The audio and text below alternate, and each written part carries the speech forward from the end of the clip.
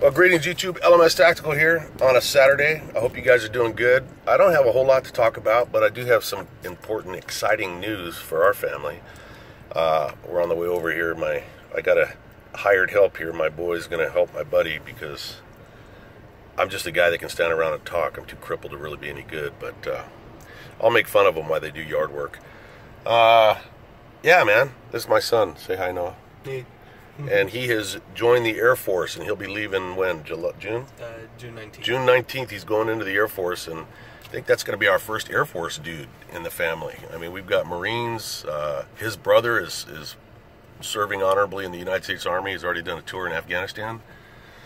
And so Noah is going to do something that I couldn't even pronounce, spell, and had no idea what it was until he told me he was going to be doing it, and I looked it up, and I'm like, holy shit, we accidentally got a smart dude in the family. He is going to do geospatial intelligence, which it's as cool as it sounds, man. I mean, it's like using satellites and shit to identify targets and threats and, you know, plug all that shit into the system so that bad people can vaporize. I mean, how cool is that, though? I mean, you know, to me, this is like the American dream. Now, I know there's going to be liberals out there that are going to be like, oh, yeah, your son's going to go join the evil war machine, the military-industrial complex. No matter what you think about anything, as long as there's bad people on Earth, we're going to need two things, guns and military. It's just the way it goes, because there are some people on the Earth that just need to stop breathing. And thank God we have good young men and women that are willing to go out there and sacrifice their time and in many cases their lives, so that you and I can drive around making YouTube videos. I mean, I just couldn't be prouder, man. Thank you, Noah. Thanks. He's pretty humble, and he's pretty quiet, too, but that'll all go away after about day 2 in the Air Force. So, yeah, how cool is that, man? I mean, I'm trying to get as much work out of him as I can before he takes off, so to speak. Get it? The Air Force, take off. It's kind of a play on words. Anyways, there's a lot of red light. Ah! That's why you don't make videos while you're driving, asshole. I know. But, there's probably a lot, there is a lot of news to talk about, but I don't want to bore you. I mean, it's all pretty, hey, look, man, North Korea, the biggest disaster to liberals, their biggest fear is that Trump succeeds at bringing peace to the Korean Peninsula. Think of the lives that this guy's going to save. And then think about the fact that Obama got a Nobel Peace Prize for waking up one day. Now, if there's anybody that, as far as I'm concerned, that negated any value or worth to the whole concept of the Nobel Peace Prize once that turd Obama got it for doing nothing, you know. But if anybody on earth ever deserved it, I think it'd be President Trump. Now, is it possible that this thing could collapse and we're being punked by Kim Jong-un or whatever the fuck his name is? It's possible. I don't think so. Take a look at this guy. The next time you watch videos of Kim, we'll just call him Kim, take a look at him, man. I've noticed something about this dude. He's changed. Now, I'm not saying he's not an evil dictator, but let's remember, this dude was a kid when he became, you know, the great leader.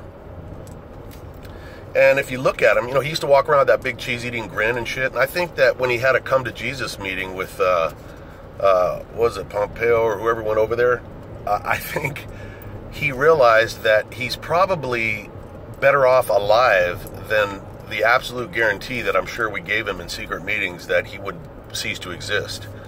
I mean, all you got to do is look around at other dictators that have crossed our paths. Gaddafi, Saddam, all these other people just end up dead. And I think that Kim might have grown up. Maybe his testicles dropped. He reached puberty, and he's realizing that, you know what, it might be funner to be the leader of a country that actually has a fucking hamburger stand, you know, every 25 miles. I don't know.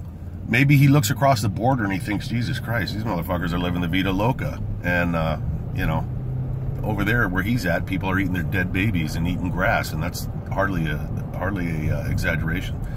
So I mean, the lives that are going to be saved should this thing get pulled off, not just in North Korea, but potentially it could divert World War III.